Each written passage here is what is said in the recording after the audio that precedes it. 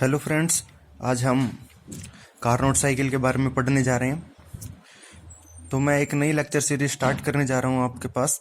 Steam generation and power mechanical engineering का एक subject है ये। तो इसमें इस सब्जेक्ट को हम सारे का सारा देखेंगे। तो साइकिल से हम स्टार्ट करेंगे। कारनोट साइकिल के बारे में आज पढ़ेंगे। देखिए, कारनोट साइकिल क्या होती है, तो इसका यूज़ क्या होता है और एक्चुअल प्रैक्टिस में या ये यूज़ होती है या नहीं होती है, इसके बारे में सारे का सारा हम आज डिस्कस करेंगे। तो इन जो साइकिल्स होती हैं इनमें जो बेसिकली आपके पास फ्लूइड जो यूज़ होता है, तो वो वाटर का यूज़ करते हैं हम। तो वाटर से स्टीम बनाते हैं और स्टीम का यूज़ करते हैं। तो वर्किंग फ्लूइड आपके पास स्टीम होता है बेसिकली इसमें। कारनोट साइकिल को समझने से पहले हमें चार टर्म समझनी बहुत ज़्यादा ज़रूरी है। देखिए, पहले तो है आपके पास लेटेंट हीट के बारे में देखेंगे हम कि लेटेंट हीट क्या होती है। देखिए, लेटेंट हीट आपके पास क्या होती है। लेटेंट हीट वो हीट होती है जिसमें जो सब्सटेंस होता है उस सब्सटेंस का फेज चेंज हो जाता है और उसका टेम्परेचर सेम रहता है। मान लीजिए आपके पास क्या है कि एक कंटेनर है, इसमें आपके पास जो है वाटर है, ठीक है। तो ये 100 डिग्री सेल्सियस के ऊपर वाटर है और जैसे ही हम इसको थोड़ी सी हीट और प्रोवाइड करेंगे तो ये जो है आपके पास स्टीम में कन्वर्ट हो जाएगा। और ये स्टीम अब जो है ये भी 100 डिग्री सेल्सियस के ऊपर है। इसका मतलब क्या है कि ये 100 डिग्री सेल्सियस के ऊपर वाटर था और सिमिलर वे से जब हमने थोड़ी सी हीट इसको और दी तो ये स्टीम में कन्वर्ट हो गया, लेकिन इसका टेम्परेचर सेम रहा। तो इसका फेज चेंज हो गया, वाटर से स्टीम हो गया, फेज चेंज हो गया, लेकिन इसका टेम्परेचर चेंज नहीं हुआ, टेम्परेचर सेम रहा। तो ये जो हमने थोड़ी सी अमाउंट में जो हीट दी थी, ये हीट क्या थी, ये लेटेंट हीट थी, ठीक है। तो इसको हम क्या बोलते हैं, लेटेंट हीट बोलते हैं कि इसका फेज चेंज हो जाए सब्सटेंस का, लेकिन टेम्परेचर चेंज ना हो। दूसरी हम जो है सेंसिबल हीट के बारे में बात करेंगे, ठीक है। सेंसिबल हीट क्या होती है। सेंसिबल हीट वो हीट होती है जो आपके पास सब्सटेंस का टेम्परेचर चेंज कर दे लेकिन उसका फेज चेंज ना करे। देखिए, जैसे ये वाटर हम मान लेते हैं कि 0 डिग्री सेल्सियस के ऊपर था, ठीक है। तो हमने इसको हीट किया तो ये 100 डिग्री सेल्सियस के ऊपर पहुंच गया। तो क्या है कि 0 डिग्री सेल्सियस के ऊपर भी ये वाटर ही था, ठीक है। और जब हमने इसको हीट किया तो 100 डिग्री सेल्सियस के ऊपर भी ये वाटर ही है। तो इसका फेस तो सेम रहा लेकिन इसका टेम्परेचर चेंज हो गया, ठीक है। तो फेस चेंज था और फेस सेम था और टेम्परेचर चेंज होने की वजह से ये जो हीट थी ये आपके पास सेंसिबल हीट थी, ठीक है। तो 0 से 100 डिग्री सेल्सियस तक हमने जो हीट दी इसको वो सेंसिबल हीट थी। थर्ड हम बात करते हैं आइसेंट्रोपिक प्रोसेस के बारे में। आइसेंट्रोपिक प्रोसेस क्या होती है।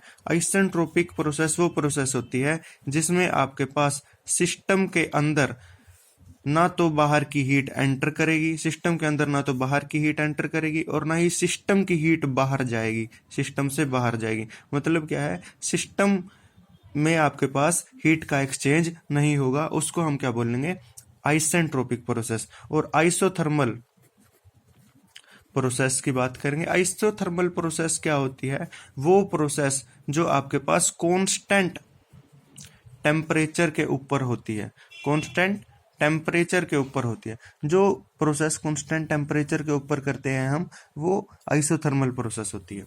चलिए अब कारनोट साइकिल के बारे में बात करते हैं।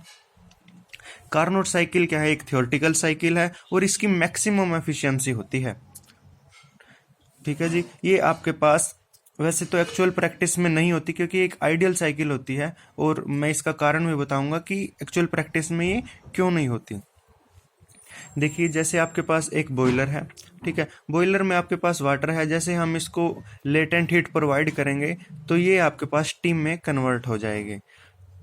तो ये स्टीम आगे आपके पास टरबाइन के अंदर जाएगी, टरबाइन में क्या है, एक्सपैंड हो जाएगी स्टीम, तो इसका प्रेशर और टेम्परेचर लो हो जाएगा यहाँ पे, ठीक है। तो ये स्टीम है, ये यहाँ पे ड्राई स्टीम थी लेकिन यहाँ पे ये वेट स्टीम हो जाएगी। स्टीम वेट होने के बाद हम क्या करते हैं, कंडेंसर में से इसको पास करते हैं और ये यहाँ पे कंडेंस हो जाएगी। इसमें जो लेटेंट हीट थी आपके पास, स्टीम के अंदर जो लेटेंट हीट थी वो यहाँ से बाहर चली जाएगी, और जैसे ही लेटेंट हीट इसमें से बाहर चली जाएगी तो स्टीम से वाटर में कन्वर्ट हो जाएगी। ठीक है, तो इसका आपके पास यहाँ फेस चेंज हो रहा है लेकिन टेम्परेचर सेम है। ठीक है, मान लीजिए कि यहाँ पे 100 डिग्री सेल्सियस टेम्परेचर था तो ये वाटर में कन्वर्ट हो गया, तो 100 डिग्री सेल्सियस के ऊपर ये पानी में कन्वर्ट हो गया। सिमिलर वैसे यहाँ पे 100 डिग्री सेल्सियस के ऊपर पानी था तो लेटेंट हीट इसको दी हमने, तो 100 डिग्री सेल्सियस के ऊपर ये स्टीम बन गई। ठीक है, अभी यहाँ पे स्टीम से वाटर में कन्वर्ट हो गया, तो अब क्या करेंगे, हम इसको कंप्रेस कर देंगे कंप्रेसर के द्वारा। कंप्रेस, किसी भी चीज को जैसे कंप्रेस किया जाता है तो उसकी वॉल्यूम डिक्रीज हो जाती है, उसका प्रेशर और टेम्परेचर इंक्रीज हो जाता है। ठीक है, तो उसका प्रेशर टेम्परेचर इंक्रीज करके हम दोबारा उसको बॉयलर में दे देंगे। इस तरह से आपके पास प्रोसेस चलती रहती है। ठीक है, तो यहाँ जैसे टरबाइन में एक्सपैंड होगी स्टीम आपकी, तो टरबाइन के जो ब्लेड्स है वो घूमेंगे और वो ब्लेड्स आपके पास शाफ्ट के साथ कनेक्ट होंगे, और वो शाफ्ट फर्दर आपके पास जनरेटर के साथ कनेक्ट होगी, और जनरेटर से आपके पास बिजली उत्पन्न होगी। ठीक है, इसका हम जो है डायग्राम देख लेते हैं। देखिए, ये आपके पास इसके पीवी और टीएस डायग्राम है। ठीक है जी, पीवी और टीएस प्रेशर वॉल्यूम डायग्राम है, और ये टेम्परेचर एंट्रोपी डायग्राम है। ठीक है, तो ये जो 1 से 2 पे आपके पास प्रोसेस है, ये आपके पास आइसोथर्मल एक्सपेंशन प्रोसेस है। ठीक है, आइसोथर्मल एक्सपेंशन 1 से 2 में, यहाँ पे आपके पास जैसे बॉयलर था, बॉयलर में आपके पास लेटेंट हीट हम प्रोवाइड करते हैं 1 से 2 में। देखिए, ये 1 से 2 के अंदर आपके पास बॉयलर था, यहाँ हमने इसको लेटेंट हीट प्रोवाइड की तो ये वाटर से स्टीम में कन्वर्ट हो गया। ठीक है, तो इसका टेम्परेचर कांस्टेंट था, तो यहाँ से आपके पास देखिए 1 से 2 के अंदर टेम्परेचर कांस्टेंट है। टेम्परेचर कांस्टेंट पे आपके पास ये प्रोसेस होती है, आइसोथर्मल एक्सपांशन प्रोसेस होती है।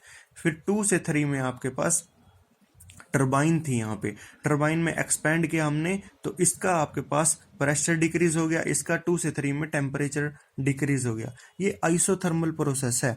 आइसोथर्मल प्रोसेस होने का दूसरा मतलब ये भी है कि उसकी एंट्रोपी कांस्टेंट रहेगी, मतलब 2 पे भी और 3 पे भी एंट्रोपी कांस्टेंट है इसकी, तो आइसेंट्रोपिक एक्सपांशन हो गई है।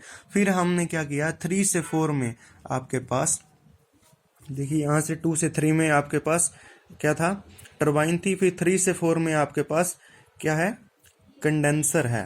ठीक है, 3 से 4 में आपके पास कंडेंसर है, तो यहाँ से देखिए 3 से 4 में कंडेंसर था आपके पास, और यहाँ से लेटेंट हीट बाहर निकाल के इसको क्या कर देता है, ये कंडेंस कर देता है स्टीम को, और यहाँ से आपके पास एनर्जी बाहर निकाल लेता है ये। ठीक है, आइसोथर्मल एक्सपांशन हो जाती है। ठीक है, और फिर 4 से 1 में आपके पास कंप्रेसर था। कंप्रेसर क्या करेगा, यहाँ पे जो वाटर बना है उस वाटर को कंप्रेस कर देगा। ठीक है, कंप्रेस कर देगा तो इसकी वॉल्यूम डिक्रीज हो जाएगी, यहाँ पे वॉल्यूम डिक्रीज हो रही है, इसका आपके पास प्रेशर इंक्रीज हो रहा है। 4 से 1 में आपके पास इसका टेम्परेचर भी इंक्रीज हो रहा है। ठीक है, ये आपके पास आइसेंट्रोपिक प्रोसेस है, इसीलिए 4 और 1 पे आपके पास जो है एंट्रोपी कांस्टेंट रहेगी। ये आपके पास जो है कार्नोट साइकिल है आपके पास। तो थ्योरेटिकली इस तरह से ये साइकिल है, ये एक आइडियल साइकिल है आपके पास।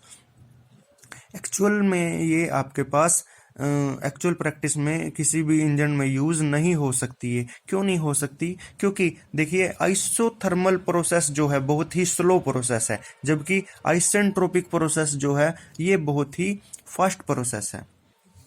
ठीक है, तो ये आइसोथर्मल प्रोसेस बहुत स्लो प्रोसेस है, और ये फास्ट प्रोसेस होने की वजह से क्या होता है कि कोई भी हमारे पास ऐसा इंजन नहीं है कि इन दोनों को आपके पास, इन दोनों प्रोसेसेस को एक साथ आपके पास जो है रनिंग में लेके आ सके। क्योंकि हमें पता है कि किसी भी इंजन को 0 से 100 स्पीड तक पहुंचने के लिए उसको कुछ ना कुछ टाइम तो चाहिए ही ना। ठीक है, तो उसको 3, 4, 5 सेकंड कुछ ना कुछ टाइम तो उसको चाहिए स्पीड को इंक्रीज करने के लिए, लेकिन ये यहाँ पे कोई भी ऐसा टाइम नहीं देती है।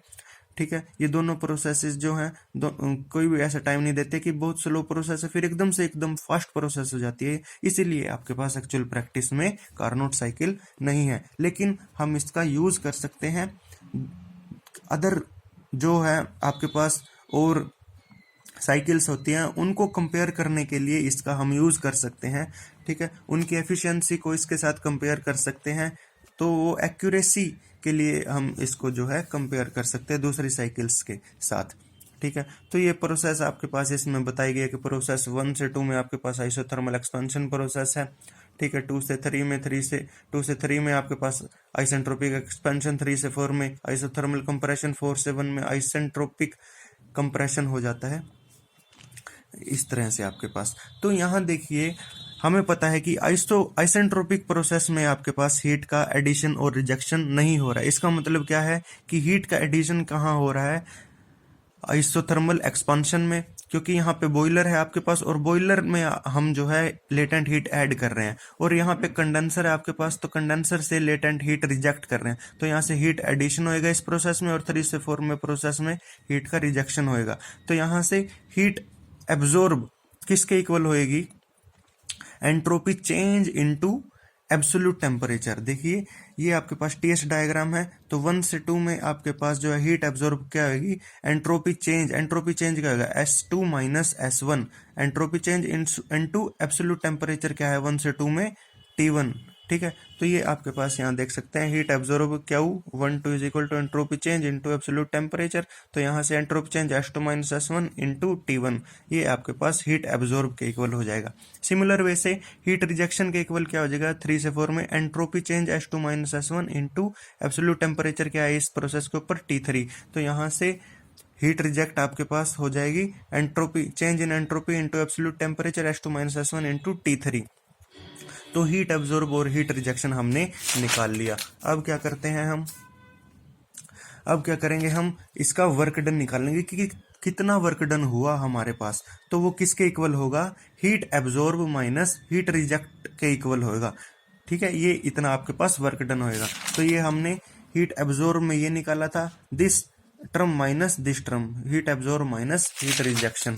ठीक है, तो ये हो जाएगा S2 minus S1 T1 minus S2 minus S1 T3, S2 minus S1 common करके T1 माइनस T3 ये मल्टीप्लाई में आ जाएगा, ये वर्क डन हो जाएगा आपके पास। तो एफिशिएंसी क्या होती है आपके पास, वर्क डन अपॉन में हीट एब्जॉर्ब एफिशिएंसी होती है। ठीक है जी, तो वर्क डन हमने निकाल चुके हैं और हीट एब्जॉर्ब भी निकाल चुके हैं, दोनों को डिवाइड करेंगे तो ये आपके पास एफिशिएंसी आ जाएगी, ये कार्नोट साइकिल की एफिशिएंसी आ जाएगी कि T1 माइनस T3 अपॉन में T1। तो इसकी हेल्प से हम कोई भी फॉर्मूला, कोई भी हम जो निकाल सकते हैं, जो प्रॉब्लम हो सकती है हमारी न्यूमेरिकल की, वो हम निकाल सकते हैं। जैसे देखिए ये आपके पास एक न्यूमेरिकल है, इसमें आपके पास एक ड्राई सैचुरेटेड स्टीम दी गई है। ठीक है, एट P1 प्रेशर भी दिया गया है और इसमें आपके पास P3 P2 प्रेशर भी दिया गया है। ठीक है, तो P1 और P2 का मतलब क्या है कि देखिए ये जो है आपके पास, ये P1 और P2 प्रेशर तो सेम है। ठीक है, और ये P3 और P4 प्रेशर सेम है। सिमिलर वैसे T1 और T2 टेम्परेचर सेम है, T3 और T4 टेम्परेचर सेम है। तो यहाँ से P1 प्रेशर दिया गया है आपके पास और P3 प्रेशर दिया गया है आपके पास। ठीक है, तो ये ड्राई सैचुरेटेड स्टीम दी गई है और P1 और P3 प्रेशर दिया गया है। तो स्टीम टेबल का यूज करके हम इसके ऊपर टेम्परेचर निकाल लेंगे। तो स्टीम टेबल में से हम इसकी वैल्यू निकाल लेंगे टेम्परेचर की। देखिए ये आपके पास स्टीम टेबल है मेरे पास। ठीक है, और इसमें P1 जो है 16 बार के ऊपर, तो देखिए ये आपके पास जो है 16 बार का प्रेशर है। ठीक है, और इसमें टेम्परेचर कितना है, 201.41 डिग्री सेल्सियस। ठीक है, तो यहाँ से 16 बार के ऊपर हम टेम्परेचर देख लेंगे, ये कितना है 201.41 डिग्री सेल्सियस में, तो इसको केल्विन में कन्वर्ट करेंगे तो 273 ऐड कर देंगे इसमें। ठीक है, ये आपके पास केल्विन में आ जाएगा। इसी तरह से 0.2 बार के ऊपर, तो ये आपके पास 0.2 बार के ऊपर टेम्परेचर है 60.09 डिग्री सेल्सियस, तो ये आपके पास T3 टेम्परेचर आ जाएगा 60.09 प्लस 273, तो ये केल्विन में कन्वर्ट हो जाएगा। अब हमें क्या है कि एफिशिएंसी निकालनी है कार्नोट साइकिल की। ठीक है, तो यहाँ से T1 और T3 और इसकी वैल्यू है हमारे पास T1 और T3 की, तो ये वैल्यूज इसमें पुट कर देंगे, ये वैल्यूज इसमें पुट कर देंगे हम, T1 माइनस T3 अपॉन में T1, और ये एफिशिएंसी आपके पास आ जाएगी। तो इस तरह से हम कार्नोट साइकिल की प्रॉब्लम सोल्व कर सकते हैं। और कार्नोट साइकिल की थ्योरी भी इस तरह से है। तो थैंक यू ये वीडियो देखने के लिए।